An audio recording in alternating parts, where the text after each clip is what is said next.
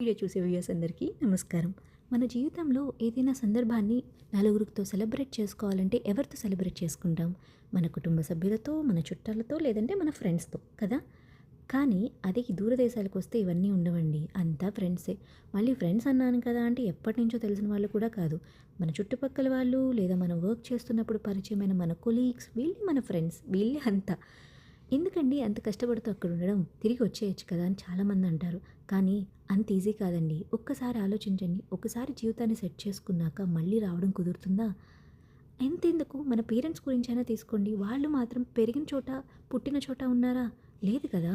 వాళ్ళు కూడా ఎదుగుదల కోసం ఒక ఊరు నుంచి ఇంకో ఊరికి, ఒక సిటీ నుంచి ఇంకో సిటీకి వెళ్లారు. అదే మనం ఒక దేశం నుంచి ఇంకో దేశానికొచ్చాం. అంతే. అంతకన్నా తేడా ఏమి లేదు.